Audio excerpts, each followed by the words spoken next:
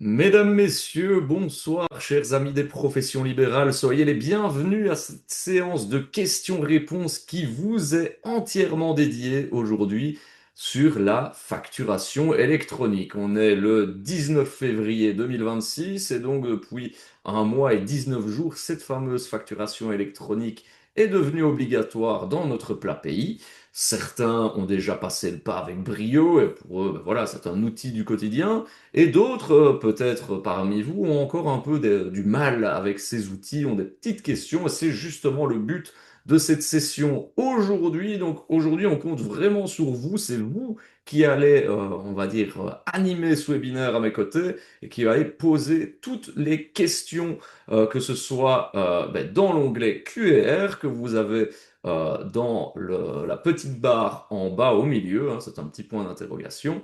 On a un chat aussi qui est à disposition où Sandra sera là pour vous aider si vous avez des petits soucis ou pour vous donner tous les bons liens utiles et nécessaires.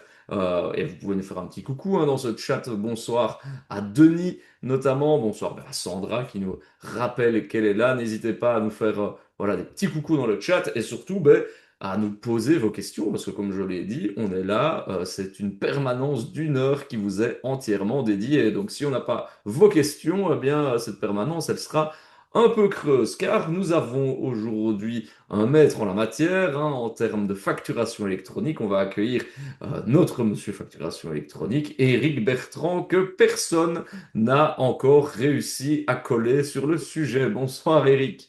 Bonsoir, bonsoir à tout le monde. Alors, Eric, on va te présenter un petit peu. Donc, tu es informaticien de gestion. Donc, justement, toi, ça a été vraiment beaucoup de boulot d'implémenter cette facturation électronique parmi tous tes clients. Il y a eu vraiment énormément de travail. Donc, est-ce que tu peux expliquer un petit peu, en gros, c'est quoi ton quotidien et en quoi, justement, je dis que tu es incollable sur le sujet? Oui, donc effectivement, ça a été le gros rush depuis, je vais dire, la mi-juin jusqu'à encore maintenant, puisque on fait encore beaucoup de travaux d'intégration des derniers entrepreneurs qui ne sont pas encore connectés sur le réseau. Et puis, on travaille aussi sur certains cas d'usage où on fait des migrations de fournisseurs de services de PayPal, donc pour des utilisateurs qui ont décidé de changer d'utilisateur, de fournisseur de services, pardon, en ce début d'année, après avoir expérimenté l'outil pendant quelques semaines, ils se sont rendus compte qu'ils ne s'étaient pas inscrits avec les bons applicatifs et on commence à remettre un petit peu d'ordre hein, pour upgrader, améliorer les situations pour les uns et les autres. Donc voilà, c'est informaticien de gestion, donc c'est l'informatique du chiffre. Donc c'est tout ce qui est en rapport avec les programmes de comptabilité, de gestion commerciale, de RP, de gestion de prestations, production et j'en passe. Et donc j'informatise des entreprises depuis bientôt plus de 30 ans. Et donc j'ai des compétences en rapport avec bien sûr l'informatique, mais la gestion commerciale, business, donc un peu de droit, un peu de comptabilité. Et donc normalement, je suis capable donc de répondre à peu près toutes les questions en rapport avec ce sujet, puisque j'ai donné plus d'une cinquantaine de séminaires à ce sujet. On a déjà posé toutes les questions possibles et imaginables. Et en plus, on a un support qui vous sera distribué avec aussi une série de questions-réponses qui sont présentes dedans, qui peuvent aussi venir en complément de cette petite séquence. Exactement. Et donc ça, Sandra se chargera de vous envoyer tous les supports nécessaires, c'est-à-dire les slides, les replays également. Alors on fait un petit coucou à Michel aussi, qui est un habitué de ces webinaires, et à Véronique qui nous suivent aujourd'hui. Donc Sandra complète dans le chat que vous aurez tout cela sans faute. Alors, on avait déjà passé, parce qu'on reçoit déjà des questions qui arrivent. On avait eu ces questions, je me souviens, la semaine dernière, questions de Denis qui nous avait transmis ces questions par mail. On avait un peu éludé ces questions la semaine dernière, mais puisque Denis nous fait l'honneur de sa présence aujourd'hui, on va revenir dessus. Alors je commence avec la première question de Denis qui va un peu replanter le décor. Et rappelle-toi, on avait eu un peu de mal à retrouver le contexte justement. Denis il dit, voilà, donc les données, le contexte, c'est qu'une société assujettie en France fait le commerce de vêtements à des particuliers sur le territoire. Et donc, on ne savait pas si c'était territoire français, belge, dont la promotion locale est effectuée par des conseillères assujetties à la TVA dans le pays en marketing de réseau. Donc, c'était ce pays qu'on se posait un peu la question. Afin d'alléger la gestion administrative, la société française s'autofacture mensuellement en reversant des charges de commission à des conseillères. Et donc la question, c'est comment cela se passe-t-il concrètement? Alors justement, puisque Denis est là aujourd'hui, il va peut-être pouvoir un peu nous éclairer sur la situation, parce que cette question, on l'avait prise, mais on n'a pas trop bien compris. Mais le premier élément qu'on avait avancé, c'est qu'à partir du moment où c'est une société qui est assujettie en France, donc sur le territoire, c'est ici, il nous dit, En Belgique, alors, donc en ici. Belgique. Donc, ici, une société assujettie en France, le territoire en Belgique, on peut peut-être rappeler dès lors la règle un peu de base que c'est pour société assujettie TVA en Belgique, l'obligation.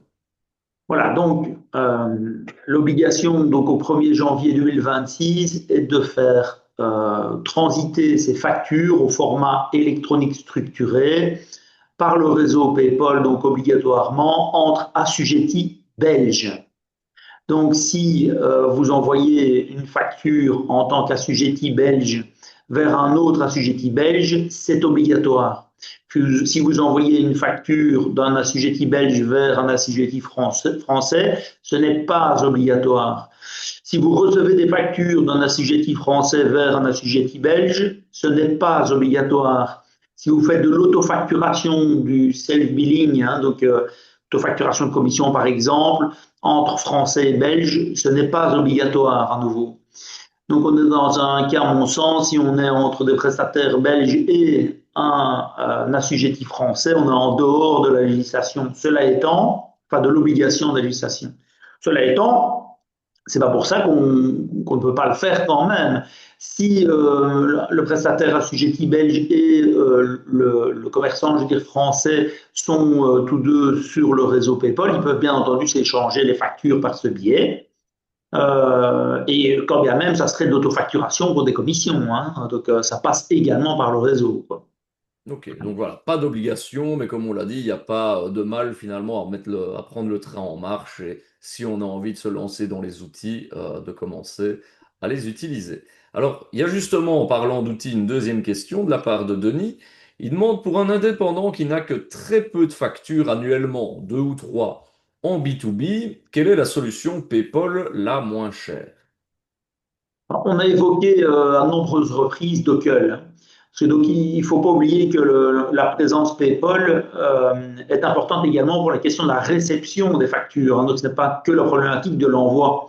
Ce qui est intéressant avec Dockel, c'est que la réception est purement simplement gratuite. Donc, il n'y a pas de, voilà, pas de coût à ce sujet, quoi. Et donc, voilà, pour quelques euros par mois, je crois que c'est 4 euros par mois, vous pouvez émettre des factures avec Dockel, quoi. Et donc, à mon sens, c'est une belle solution parce qu'en plus, Dockel s'occupe de la conservation des fichiers XML, hein, les fichiers XML qui sont les factures originales. C'est celles qui doivent être conservées à tout le moins 7 ans en cas de demande de l'administration, voire plus si c'est un bien amorti. Et donc, je pense que Dockel, voilà, c'est sympa, mais il y a d'autres solutions. Hein, donc, je ne suis pas voilà, à pousser plus une solution qu'une autre. Ce qui compte, c'est de trouver ou de proposer la solution qui est adaptée à son cas d'usage. Ok. Donc Dockel, et d'ailleurs Sandra a mis un lien dans le chat, on va le remettre, en tout cas parce qu'il a redisparu, mais Dockel, donc D-O-C-C-L-E, voilà le lien vient d'apparaître. Est-ce qu'il n'y en a pas une qui est gratuite à 100%, nous demande Denis. C'est vrai que parfois on avait le faux exemple de Odoo qui revenait Oui, assez souvent. Ben Odoo, il n'est pas gratuit, gratuit non plus.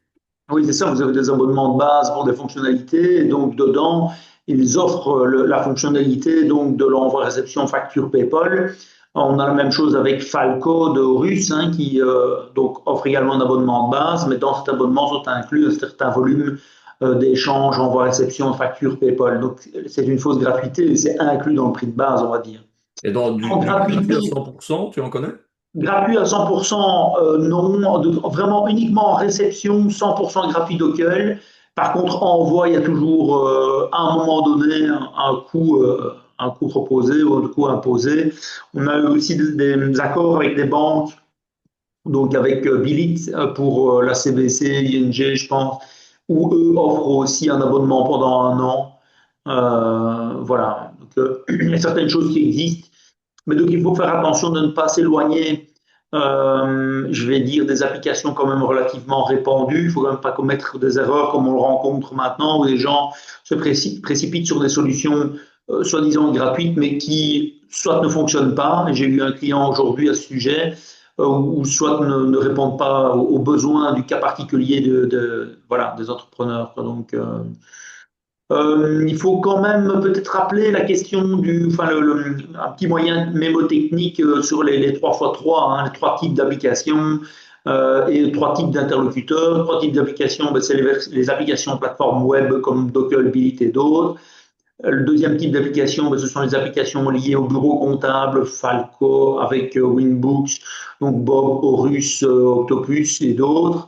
Et le troisième catégorie, ben, c'est les applications de gestion, ERP, Odoo, Mercator, Astral Software, voilà, et d'autres spécialisés dans toutes sortes de métiers. Et les trois types d'interlocuteurs, eh bien, ben, c'est certainement ben, vos collègues, vos corporations, le SNI, pour voilà, vous renseigner notamment sur les applicatifs plateformes web de la première catégorie. La deuxième catégorie pour les applicatifs donc liés au programme de comptabilité, eh bien, c'est certainement vos comptables, être compatible avec vos comptables, être en capacité de leur transmettre tous vos documents en automatique grâce au fait d'utiliser une application qui est compatible ou intégrée avec leur système de comptabilité, mais c'est évidemment un plus non négligeable. Et puis alors pour la troisième catégorie, il faut des informaticiens de gestion, hein, pour pouvoir dialoguer avec eux pour la pertinence du choix du type d'application, quoi, en fait. Hein. Donc, on avait cité par exemple aussi dans la troisième catégorie Virtuosa qui est spécialisée dans le bâtiment, qui cartonne pour le moment en Belgique et qui est vraiment adapté. Ben là, on a un cas d'usage simple. Quand j'ai des gens dans le bâtiment qui m'appellent, je dis ben oui, allez sur Virtuosa, il n'y a pas de souci, ça fera le boulot et ça ne nous empêchera pas par-dessus le marché de transmettre vos factures facilement vers votre comptable. Donc, des solutions, il en existe et il en existe beaucoup. Le fait voilà, de choisir ses interlocuteurs et d'envisager ces trois types ou trois catégories d'applicatifs vous permettent déjà de débroussailler le terrain pour ne pas commettre l'erreur, par exemple, de prendre Odoo alors que vous auriez besoin de Docker, quoi. C'est ça. Ouais, on l'a répété hein, dans cette série webinaire, c'est justement l'intérêt de choisir le bon outil en accord finalement avec ses pratiques. Pas besoin de dégainer un bazooka s'il faut tuer une mouche, hein, comme tu le disais si bien. Voilà, Et absolument. d'ailleurs, Sandra, elle dégaine les liens dans le chat donc de tous ces outils. Donc si vous voulez aller faire un petit tour aussi, parce que vous n'avez peut-être pas encore choisi un outil pour vos besoins, donc n'hésitez pas à aller faire un petit tour du côté des liens que Sandra vous a distillés. Alors, on a une question de Michel. Michel, il n'arrive pas à se désaffilier de codabox.com. Il voudrait passer sur Octopus Inara comme Access Point PayPal, mais il n'arrive pas à sortir de Codabox Bill2Box. Donc, est-ce que tu as une marche à suivre pour Michel? Oui, donc en fait, s'il est enregistré sur Codabox par Bill2Box, Bill2Box étant l'applicatif, Codabox étant le fournisseur de services auquel Bill2Box est lié, eh bien dans ce cas, c'est par l'application que la désaffiliation doit avoir lieu. Donc c'est dans Bill2Box qu'on doit se désenregistrer et c'est du côté du support de Bill2Box qu'il faut se tourner pour éventuellement signaler un dysfonctionnement en cas de difficulté de désenregistrement. Donc le principe, c'est que tous les applicatifs qui sont connectés à PayPal doivent respecter en fait une norme selon laquelle ces applicatifs doivent être capables d'enregistrer un abonné sur le réseau, de modifier les coordonnées et les informations de cet abonné sur le réseau et de éventuellement permettre le désenregistrement, donc de sortir du réseau temporairement le temps de changer d'application pour se réenregistrer sur la nouvelle application. Hein. Donc, c'est l'application qui vous identifie et puis qui vous retire du réseau pour pouvoir vous réenregistrer sur votre application suivante. Hmm. Justement, ouais, est-ce que quand on veut changer d'outil comme ça, c'est une transition qui se fait assez facilement ou c'est un peu compliqué une fois qu'on s'est engagé dans un outil de sortir vers un autre? Est-ce qu'il y a des choses, des points d'attention à avoir? Il y a une précaution déterminante par rapport à la conservation des factures originales. Donc la facture originale, c'est le fichier XML. Donc ce fichier XML, s'il est stocké chez votre fournisseur de service et que vous ne prenez pas la précaution de télécharger, sauvegarder vos fichiers XML que vous avez reçus avec ce premier fournisseur de service sur sa plateforme web, que vous vous désenregistrez du réseau et ensuite vous supprimez votre abonnement, il est clair que vous n'aurez plus accès aux documents qui seraient stockés sur cette plateforme. Auquel cas, vous perdriez votre facture originale, donc fichier XML. Donc la procédure, c'est je décide de changer, admettons que je sois donc sur Bill2Box, je me connecte sur Bill2Box, je télécharge tous mes fichiers XML en local sur ma machine. Ensuite, sur la plateforme Bill2Box, je me désenregistre du réseau PayPal. Et puis, je peux ensuite clôturer éventuellement mon abonnement Bill2Box. Et enfin, je me connecte sur ma nouvelle plateforme par laquelle je vais m'enregistrer, me réenregistrer sur le réseau PayPal, où le même identifiant me sera réattribué. Donc, en l'occurrence, par exemple, 02082 point numéro de TVA. Et à partir de là, je pourrai à nouveau recevoir et envoyer des factures. Je pourrais éventuellement reprendre les XML que j'aurais téléchargés antérieurement sur l'ancienne plateforme pour les repositionner sur cette plateforme pour éventuellement avoir un historique complet, si c'est possible, sur cette application-là. Mais en tout cas, la question de la conservation est importante de ces XML, quoi. Alors, on revient à la question de Michel. Michel, il parle de lui à la troisième personne, j'aime beaucoup. Michel s'est inscrit à la fois sur Bill2Box et sur Dockel, et donc on ne sait pas dire qui est celui qui a l'affiliation. Oui, donc là, il y a un moyen technique de le savoir. Hein, donc, la vraie démarche à faire pour s'en sortir, c'est certainement d'aller sur l'ancienne plateforme pour de se désenregistrer proprement.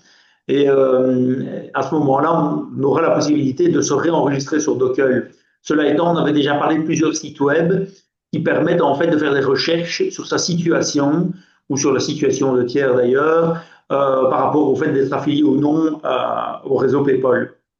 Donc, on avait proposé déjà l'utilisation de PayPal Directory ou de PayPal Check ou de Helger, qui sont des outils qui permettent de vous rechercher vous-même ou de rechercher des tiers sur le réseau et à travers donc l'affichage des qualités donc de cette affiliation, on sait voir quel est le fournisseur de service. Donc on verra qu'on est affilié par Dockel ou par Codabox par exemple sur ces plateformes.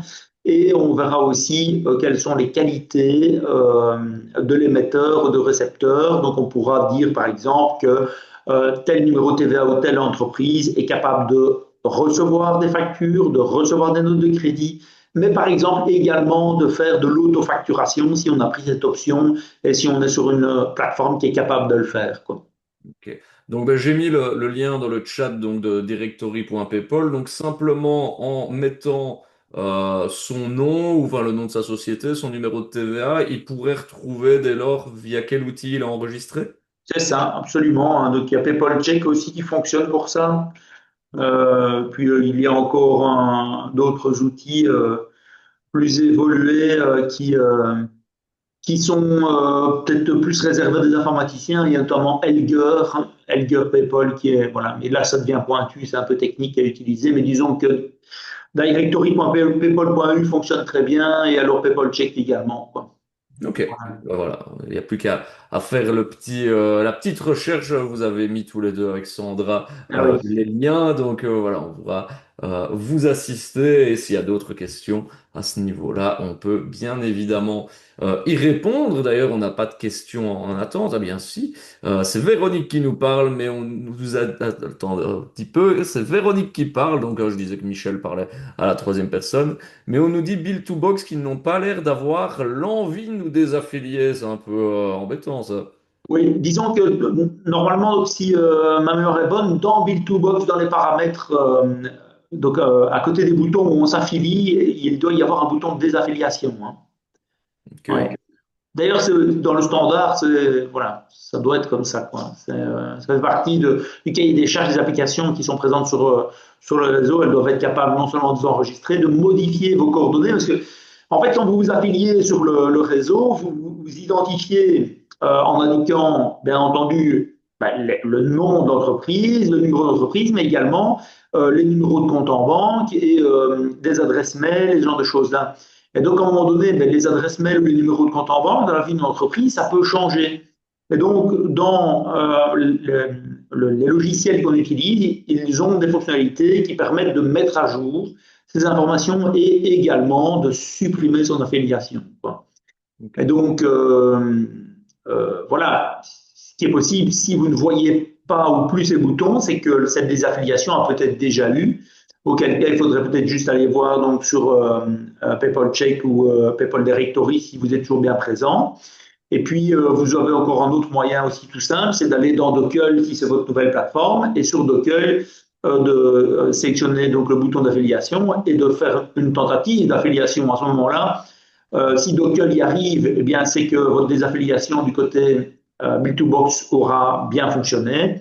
Et par contre, si vous avez un message d'erreur au moment où vous faites cette affiliation de Dockel, c'est qu'il y aura bien effectivement un problème sur votre ancienne plateforme. Parce Voilà. que visiblement ici, Bill2Box leur dit qu'ils sont ailleurs, donc sur Docker, et donc ils ne savent pas faire ce côté-là. Oui, mais donc c'est qu'ils sont déjà bien désaffiliés de Bill2Box, à mon avis.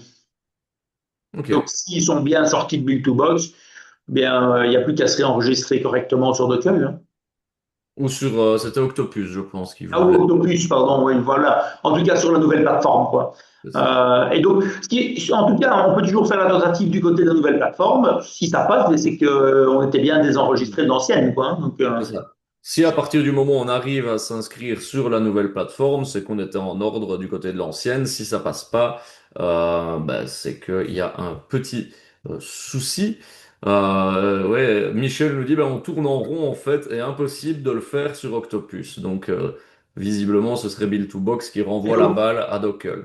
oui, mais ce qu'il faut peut-être faire, donc, comme je disais, c'est PayPal Check ou PayPal Directory. Et là, on voit déjà si ça répond, quoi. Donc, si ça répond, si on trouve les coordonnées, et là, on va dans les paramètres plus avancés, et là, on voit donc sur quelle plateforme cette société est enregistrée, quoi, en fait. Et Hmm. ça permet d'être certain de ce qu'il en est. Alors, donc, ce qui est possible aussi, c'est que si on est enregistré, donc ici dans ce cas-ci sur Codabox, il y a support@codabox.com, je pense. Je ne dis pas de bêtises.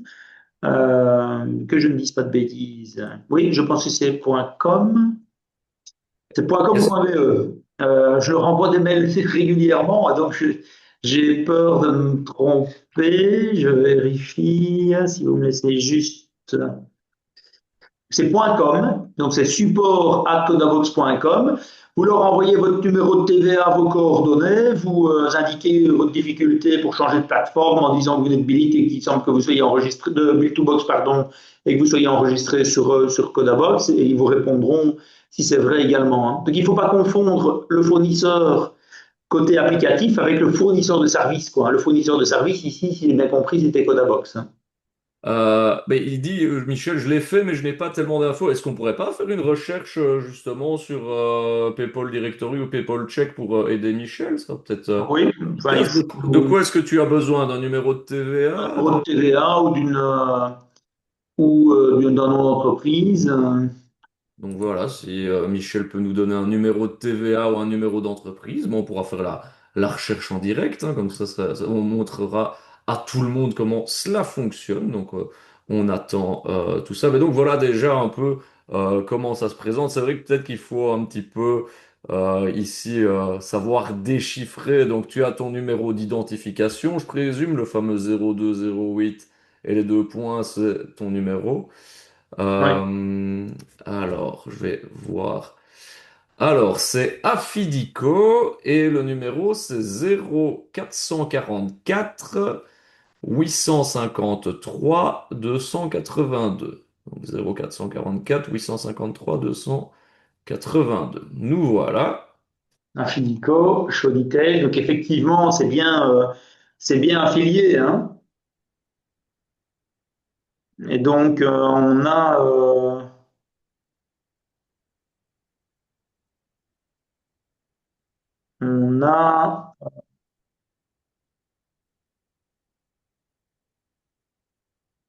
un autre fournisseur de services qui est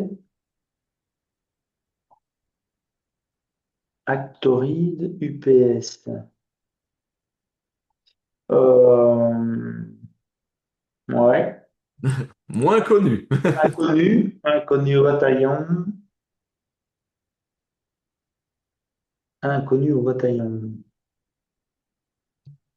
Alors, on va rentrer dans une partie un peu plus technique. On va faire la partie plus technique, bah oui, Ah, hein. là, voilà, c'est pareil, hein, je peux le faire.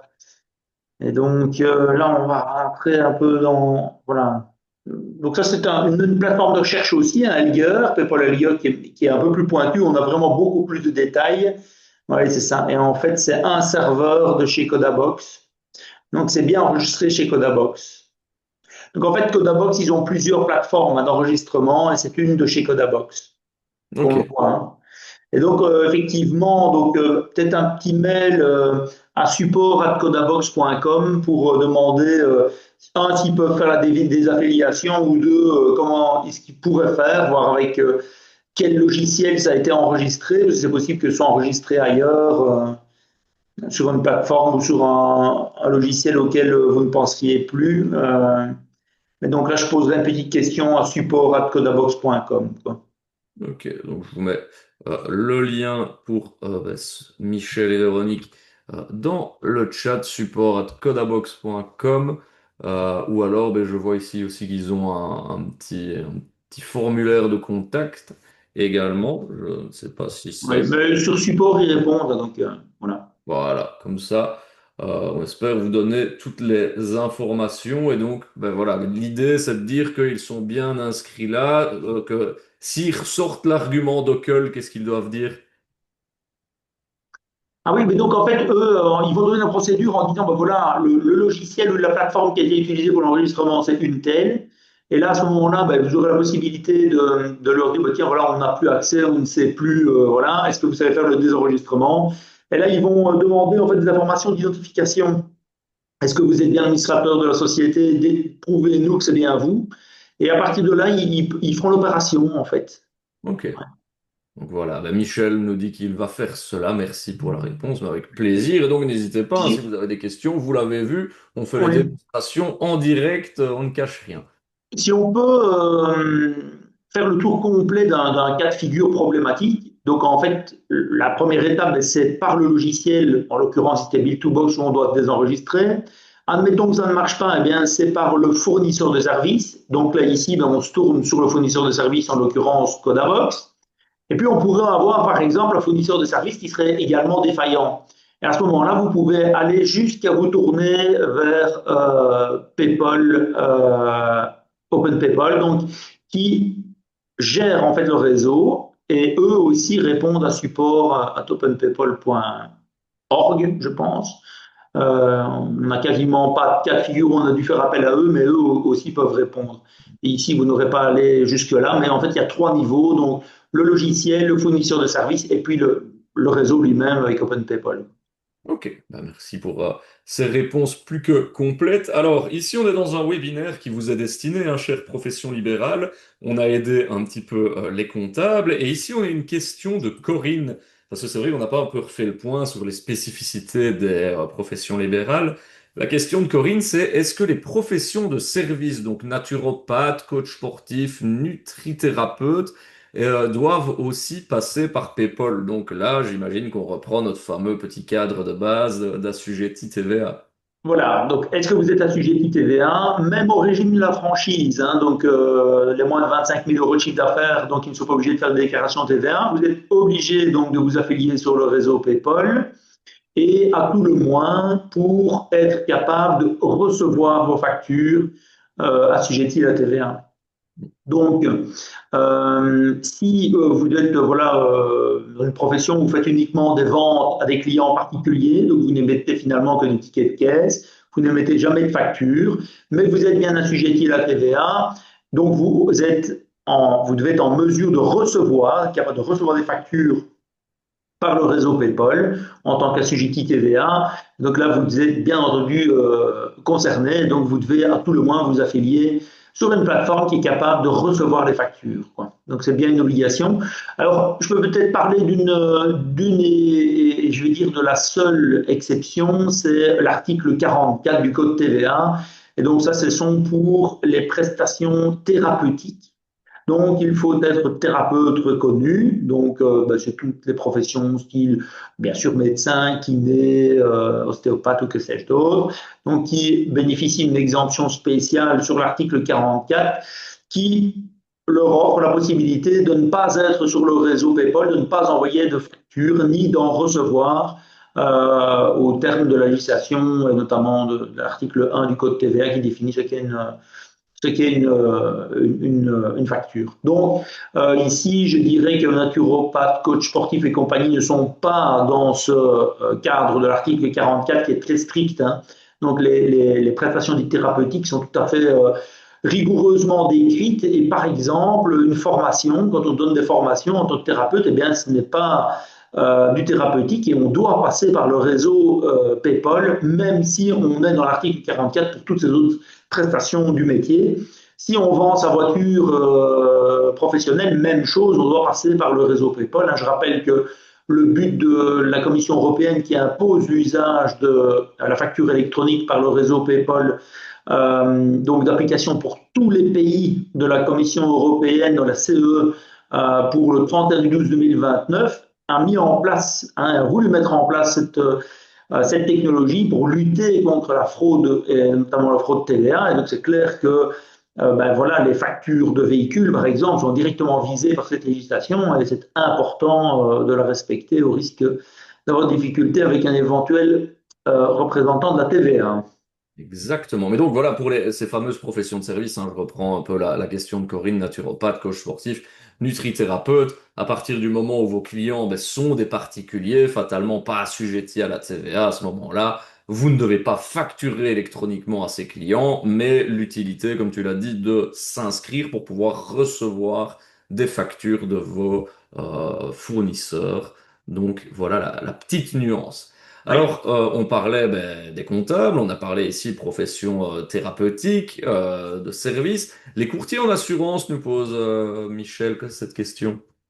Donc, effectivement, les courtiers assujettis à la TVA sont concernés. Et donc, en fait, on a des compagnies d'assurance qui, elles, ne sont pas assujetties à la TVA, ne sont pas obligatoirement présentes sur le réseau PayPal, mais elles l'adoptent massivement. Donc, en fait, je pense qu'elles le sont toutes ou quasiment toutes sur le réseau PayPal, même si elles ne sont pas assujetties à la TVA. Donc, c'est pour ça qu'on voit pour ceux qui sont déjà bien sûr bien présents sur le réseau PayPal, on voit arriver les quittances d'assurance par le réseau PayPal massivement. Mais donc, si on est assujetti, c'est obligatoire, quoi, oui. Assureur ou pas assureur. Ok, voilà, donc ça c'est noté. Tu as les remerciements de Corinne pour la réponse à sa question. Et comme je lui ai dit par écrit, n'hésitez pas à poser vos questions. On est là pour ça. Vous l'avez vu avec Michel. On peut même faire des petites démos SAV en temps réel. Donc n'hésitez vraiment pas. L'onglet questions-réponses, il est encore là pour une petite demi-heure. On a déjà balayé pas mal de sujets, hein. Je regarde ma petite checklist sur qui est concerné. On parlait tout à l'heure de ce fameux fichier XML à garder, hein, énormément d'importance à cela, parce que votre facture que vous pouviez émettre avant, que ce soit en Word, en Excel, en PDF, fatalement, ce n'est plus ça l'original, hein. C'est ce fameux fichier un peu compliqué qu'un XML. Est-ce que tu peux peut-être nous montrer, là, comme tu l'avais fait la dernière fois, pour ceux qui n'étaient pas là, la structure d'un XML? Donc ça ressemble vraiment à du charabia d'informaticien que Oui, seul absolument. un éminent expert comme toi pourrait décoder. Oui, on arrive à le lire, hein, mais disons que ça demande voilà, petit peu d'attention, d'expérience. Et si vous me donnez juste un instant, je vais le reprendre parce que je me rends compte que Tu l'as perdu. je ne l'ai pas ouvert et je vais l'ouvrir tout de suite. Y a pas de souci. Voilà. Et donc ceci, ben voilà, ça attendez, je partage. Voilà. Donc ceci, c'est un fichier XML. Donc c'est effectivement un petit peu indigeste, hein, parce qu'on voit toutes des balises et toutes des informations qui sont pas compréhensibles, je vais dire facilement, mais on arrive quand même à lire des informations, hein, comme le nom d'un fournisseur ou le nom du client. On arrive à voir des totaux, des dates. Donc, on arrive quand même à interpréter le contenu. Et donc, en fait, on se rend compte que c'est pas un PDF, mais il y a quand même une annexe qui est un PDF qui peut être à l'intérieur de ce fichier. Et donc, cette annexe, en fait, est encryptée de manière tout à fait incompréhensible pour l'homme et qui permet d'afficher un format graphique lisible. Et donc, on se retrouve avec la possibilité de visualiser un contenu qui, dans certains cas, euh, exploitable, mais pas toujours. Et donc, en fait, ce contenu de ce fichier XML nécessite quand même de pouvoir le conserver, mais deux, de pouvoir l'interpréter. Et ce sont vos logiciels qui vous permettront de voir. Donc, parfois, il y a des erreurs à l'intérieur de ces fichiers. Et donc, il faut quand même vérifier avec vos logiciels le contenu donc, de ces fichiers, de sorte à ce que j'essaye de vous montrer en fait une plateforme où je pourrais vous montrer je vais peut-être y arriver, mais peut-être pas. Il est capricieux, hein, c'est le soir pour lui aussi. Voilà. Et donc, ce qui est intéressant, c'est de voir qu'il peut, dans certains cas, y avoir des montants qui ne sont pas, ou des mentions qui ne sont pas présentes sur les factures. Et donc, en fait, ici, vous avez toute une série de mentions, vous voyez, dans cette facture-ci. Et si on regarde dans le format édité de la facture de Proximus, eh bien, ces informations-là ne sont pas présentes. Et donc, Proximus, c'est les spécialistes pour ça. C'est-à-dire qu'ils vous affichent dans le contenu de la facture des montants, des totaux, mais il y a des mentions spéciales qui ne sont pas toujours présentes. Et c'est notamment leurs conditions générales, leurs conditions d'indexation, ce genre de choses. Et donc, en fait, ce que les logiciels de compta vous affichent et ce qui est réellement présent dans l'XML n'est pas toujours tout à fait fidèle. Et donc, parfois, ça vaut la peine de faire des vérifications. Donc, il y a des plateformes qui permettent de faire ce genre de choses-là. On a eu quelques surprises avec des totaux de factures qui n'étaient pas tout à fait exacts, ce genre de choses. Donc, il y a quand même allez, je vais des précautions à prendre quand vous recevez des factures au format XML. Ça vaut la peine de vérifier quand même, de s'assurer que les totaux soient quand même voilà, corrects, je vais dire. Et donc, je vais peut-être revenir aussi sur une partie des éléments que tu as évoqués par rapport à la conservation de ce fichier XML. Alors, on a eu un cas la semaine dernière d'un client qui imprimait le PDF qui est encrypté à l'intérieur de l'XML, qui supprimait son XML, qui imprimait son fichier PDF et le mettait dans une farde.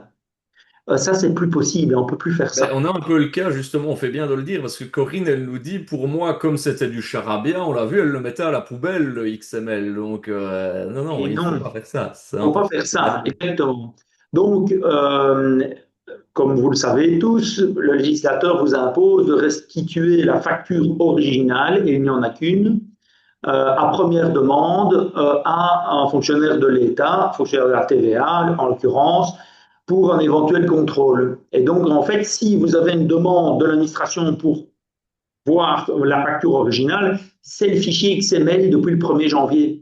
C'est plus un PDF. Un PDF, c'est pas bon en fait. Si vous avez échangé une facture entre assujetti TVA par le réseau PayPal, vous êtes échangé un XML, c'est ce fichier XML qui est l'original, qui doit être conservé 7 ans et restitué à première demande. 7 ans et plus longtemps, hein, s'il s'agit d'une facture pour un bien qui est amorti pour une durée supérieure à 7 ans, vous devez conserver ce fichier XML pendant toute la durée de l'amortissement. Donc, s'il s'agit d'un bien amorti en rapport avec un immeuble, par exemple une climatisation qui est fixée sur un immeuble, eh bien, ça devient l'immobilier à amortir à peut-être du concurrence de 15 ans, que sais-je d'autre, eh bien, vous devrez la conserver 15 ans, quoi. Donc, ce fichier XML, c'est important. Si vous imprimez le contenu, c'est pas valable. L'administration va exiger de vous de restituer l'original et ce sera le fichier XML, quoi. Donc, ça, c'est un gros changement, hein. C'est ça, finalement, le plus gros changement du point de vue du comptable. C'est qu'il y a cette question de la conservation du fichier XML. Et c'est pour ça que je parle régulièrement de Dockel, parce que Dockel a cette mission de conservation documentaire. puisque Dockel est en fait une plateforme qui est liée également avec les banques et vous pourrez, si vous vous affiliez à cette plateforme, identifier des documents provenant des banques, mais d'autres organismes également. Et Dockel a cette fonction avant tout de conservation. Et ça, c'est évidemment intéressant dans cet esprit, par exemple, d'une profession libérale où ils n'émettent pas de facture, mais ils ne font qu'en recevoir. Ils ont un usage finalement limité de ces factures, mais par contre, c'est important de pouvoir les conserver. Et là, c'est une belle solution, en fait, pour finalement résoudre ces deux problèmes, donc d'être présent sur le réseau et en même temps d'être en mesure de conserver sereinement ces factures, même si je vous encourage à les télécharger sur votre ordinateur ou sur un drive cloud quelconque en précaution supplémentaire. Alors, on a plusieurs questions, remarques dans le chat, donc c'est très bien, continuer. On a Véronique qui est l'informaticienne de gestion de Michel, en fait, qui dit donc ben, le code HTML est en fait le code source d'une facture. Et donc, elle dit pour la plateforme de comptabilité, on va donner le PDF toujours et non le HTML, je suppose. Finalement, c'est un peu un échange des deux, j'imagine. On peut générer le PDF, mais le XML va avec. Oui, alors c'est pas juste de dire que que l'XML est le code source du PDF. C'est pas exact en fait, hein. L'XML, c'est la facture et le PDF n'en est que l'interprétation qui peut être variable ou qui peut être plus ou moins juste ou plus ou moins exact. Donc on peut avoir une divergence entre ce qui ressort du PDF et ce qui est présent dans l'XML, et c'est ce qui est présent dans l'XML qui est probant. Donc ça signifie que le logiciel ou les logiciels que vous prenez pour utiliser, pour exploiter, pour lire le contenu de l'XML est important, puisque lui va vous donner le total réel de la facture, en fait, hein.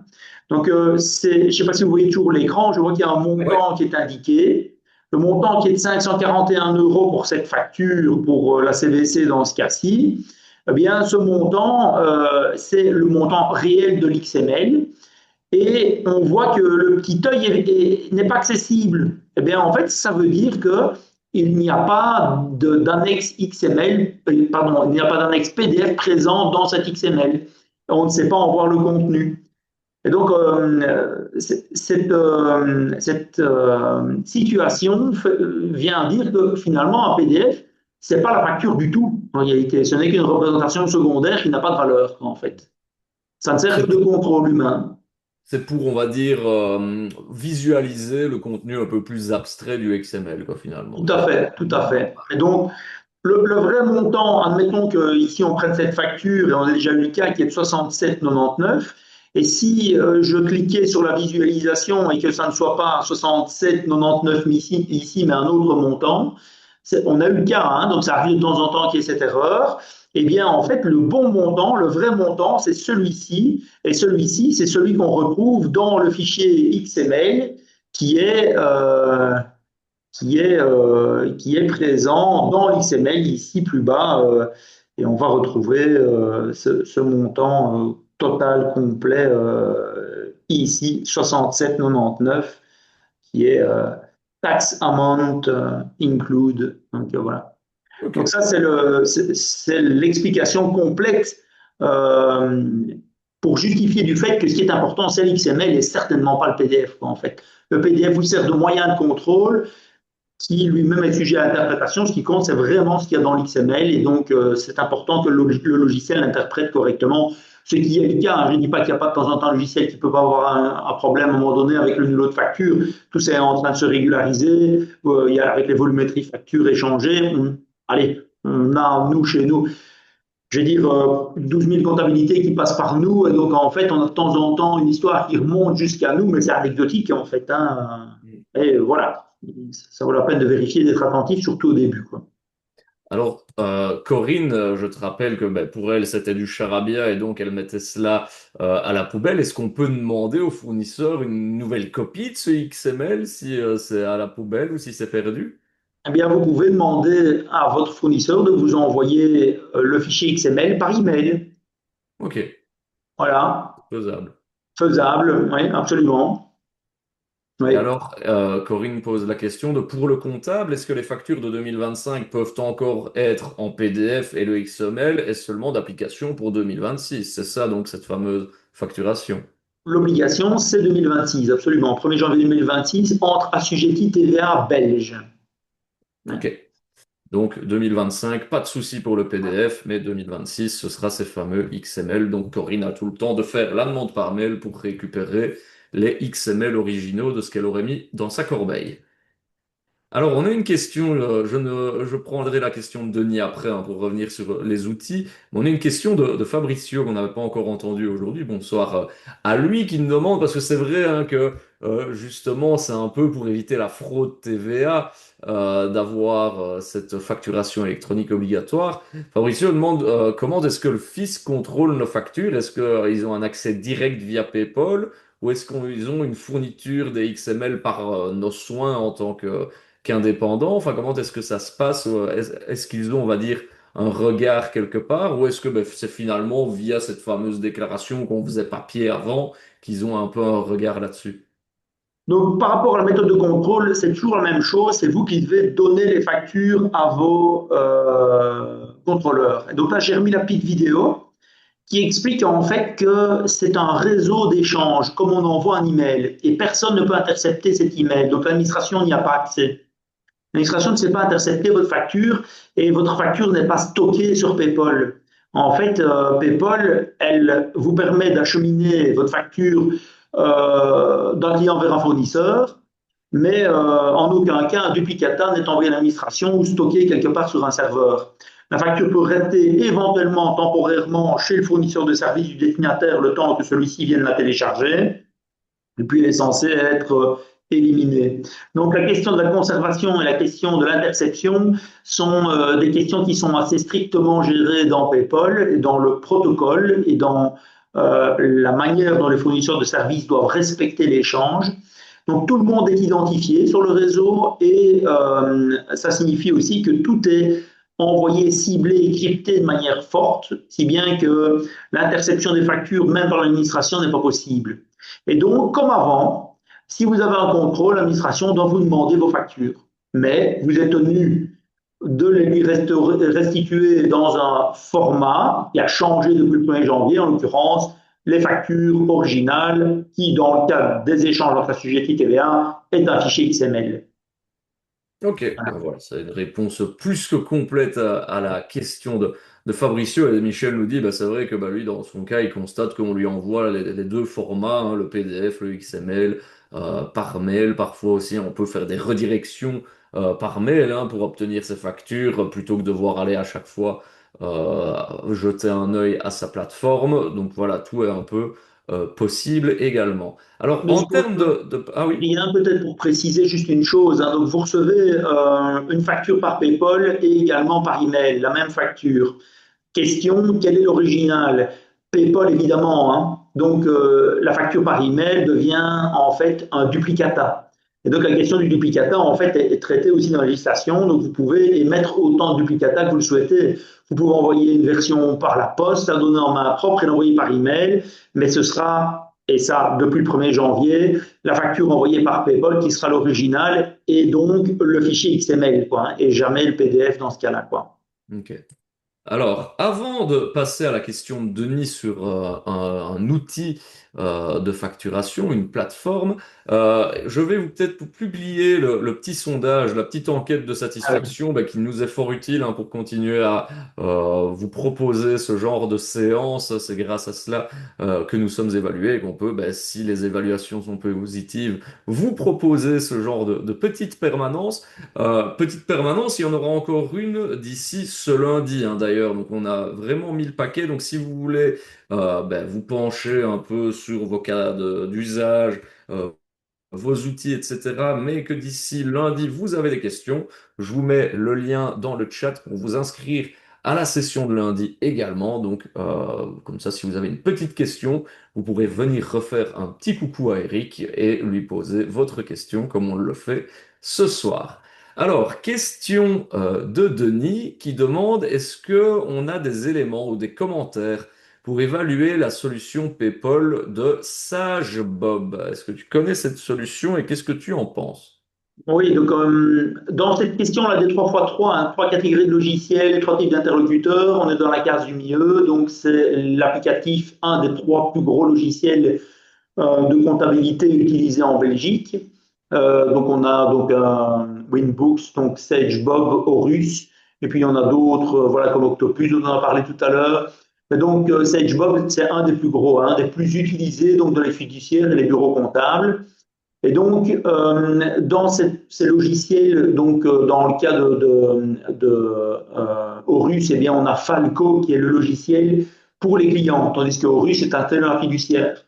Eh bien, pour le cas de Bob, eh bien, on a la version Bob qui est installée dans la fiduciaire, mais côté client, donc côté entrepreneur client de la fiduciaire, eh bien, eux, ils utilisent Bob Demat et Kite, donc qui est la partie facturation. Donc Bob Demat qui fait la réception des factures et Kite qui permet de rédiger les factures pour l'envoi, quoi, en fait.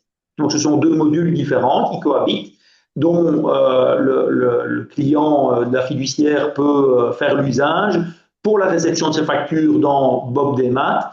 Donc une plateforme qu'on démarre qui permet de visualiser, somme toute, sous forme de boîte de réception les factures que l'on reçoit.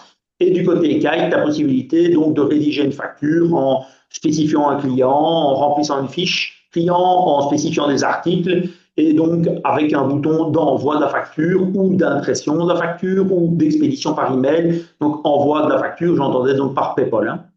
Ouais. C'est une solution très répandue, très utilisée. C'est quelque chose de fiable, de stable et qui est souvent utilisé donc dans le cas de fonctionnement couple comptable entrepreneur. Donc on est sur quelque chose de robuste. Ok, donc voilà, Oui. Denis peut y aller les yeux fermés. Alors peut-être une précision. On peut revenir toujours à cette question d'avoir un outil adapté à son cas d'usage. Qu'est-ce qui fait qu'à un moment donné, ça ne pourrait pas être une solution adaptée? Par exemple, on pourrait se retrouver dans une situation où notre métier nécessite une facturation spécifique. Voilà, je suis vendeur de pierres marbriées, eh bien, je vends au mètre cube ou au mètre carré, eh bien, la gestion des unités n'est pas traitée avec Kite. Et donc là, il faut monter sur un ERP pour pouvoir bénéficier d'une fonctionnalité avancée comme celle-là.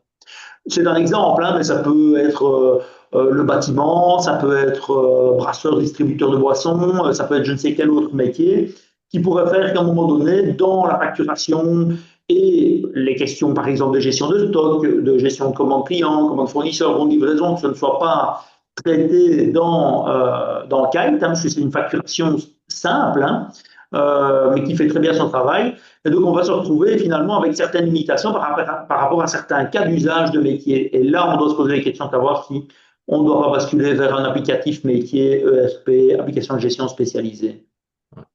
C'est comme on le disait en off, hein, c'est qu'il y a aussi énormément d'outils qui doivent un peu s'adapter parce qu'on a eu cette fameuse obligation au 1er janvier et on a découvert ben, des cas métiers finalement auxquels on ne s'attendait pas et que ben, voilà, derrière les outils, c'est un process, il continue à s'améliorer et à se mettre en Absolument. conformité Et suivant là, les besoins. je peux rebondir peut-être sur un mot que j'ai pu passer tout à l'heure. Je ne me souviens plus de la personne qui a indiqué ça, qui avait demandé des informations au sujet de l'autofacturation, self-billing. Et donc, en fait, c'est un cas particulier auquel les logiciels n'étaient pas prêts avant que on nous informe de l'importance que cela représentait lors de la publication de l'arrêté royal de mise en application du 8 juillet 2025, donc soit il y a un peu plus de 6 mois. Et donc en réalité, c'est seulement à ce moment-là qu'on s'est mis tous dans le métier à développer donc l'autofacturation et le self-billing, parce qu'en réalité, il y a les antiquaires, les agriculteurs, les chevilleurs marchands de bêtes, les libraires qui travaillent avec la poste, et j'en passe, qui utilisent cette fonctionnalité massivement. Et les agriculteurs, bien entendu. Et donc, en fait, ça représente un volume, en fait, en termes de produit intérieur brut important. Ce sont souvent des grosses factures, notamment dans le secteur primaire agricole. dans ce secteur-là, quand je vais dire une transaction a lieu avec une coopérative, c'est souvent des factures en dizaines, voire en centaines de milliers d'euros. Et donc, ça représente évidemment des volumétries importantes. Et toutes ces factures doivent passer également par PayPal. Donc, juste pour une explication rapide, en fait, c'est la facture inversée. C'est le client qui émet la facture vers son fournisseur en inversé, donc une coopérative qui va générer la facture pour son client agriculteur, par exemple, ou la poste qui va générer sa facture pour son client, le libraire, par exemple, quoi. Ok, donc voilà, ça, fatalement, ben, il a fallu s'adapter un petit peu, hein, on l'a pris en cours de route, mais les outils sont justement assez réactifs aussi à s'améliorer et à se mettre au plus vite en phase avec les besoins des utilisateurs.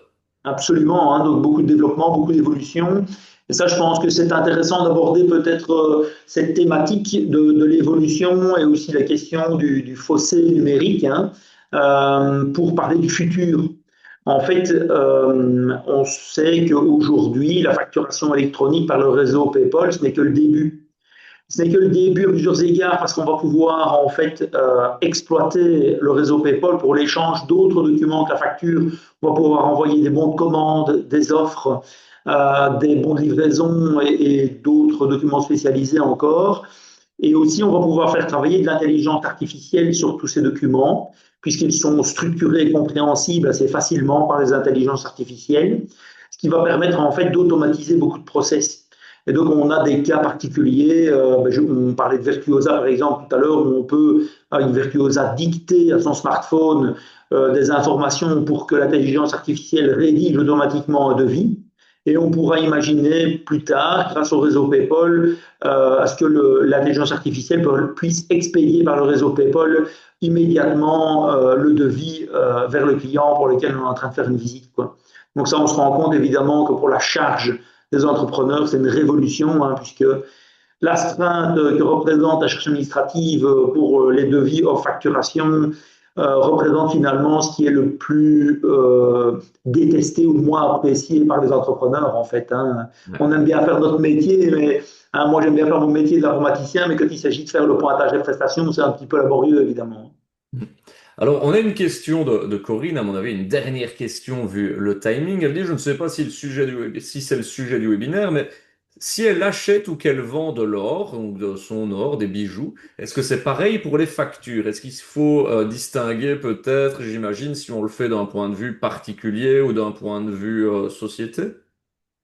Donc, il faut quand même garder à l'esprit qu'il s'agit d'une législation en rapport avec la TVA. Donc, dès qu'on sort du cadre de la législation TVA, on n'est plus concerné. Donc, si on fait du commerce d'or entre assujettis TVA belge, puisque la législation, le périmètre n'est que belge pour le moment, eh bien, si on est dans ce périmètre-là, c'est obligatoire. Tant qu'on a ça à l'esprit, on ne risque pas de commettre d'infraction, en fait, hein. Donc, si on vend de l'or à un particulier, même si on est assujetti TVA, dans ce cas, on ne doit pas passer par le réseau PayPal. Et d'ailleurs, on ne saurait pas, puisque envoyer une facture à un particulier, à un privé qui n'est pas sur le réseau, la facture ne passera pas, hein, puisque le logiciel va tout de suite vous arrêter en disant, voilà, la personne vers laquelle vous essayez d'envoyer cette facture n'existe pas sur le réseau, elle ne sera pas en mesure de la recevoir. Donc, euh, voilà, utilisez notre moyen, quoi, en gros. Voilà. Exactement. Eh bien, merci beaucoup pour la réponse à cette question de Corinne et merci ben, à vous, cher public, de nous avoir posé vos questions. Il y avait encore énormément de questions ce soir, ce qui nous montre aussi l'intérêt de ces séances de questions-réponses. Merci beaucoup pour cette séance et bonne soirée, nous dit Denis. Ben, merci beaucoup à Denis également. Si vous voulez connaître toutes les prochaines dates de ces fameuses séances, cette permanence, comme on le dit, je vous ai mis le lien vers le site du SNI où sont répertoriées toutes les dates. Vous serez redirigé vers la page d'inscription de ce lundi déjà. Et jeudi prochain, si je ne dis pas de bêtises, il y a aussi une séance de questions-réponses qui vous est dédiée à vous, profession libérale. Donc si vous avez d'autres questions, n'hésitez pas à vous inscrire pour cette séance ou parfois même de vous inscrire, d'avoir le replay, de voir un petit peu les questions qui ont été posées parce que vous êtes nombreux dans le cas à être, on va dire, des petits compagnons de fortune dans cette grande aventure de la facturation électronique. Donc, n'hésitez pas non plus à vous inscrire. Merci beaucoup à toi, Eric, pour, encore une fois, on n'aura pas réussi à te coller aujourd'hui, hein, donc Voilà, peut-être un jour, peut-être lors des une prochaines. tentative, hein, mais non. Toujours pas. Voilà. Alors, ben voilà, il ne me reste plus qu'à vous souhaiter une bien belle soirée et à bientôt. Au À revoir. bientôt, merci, à bientôt.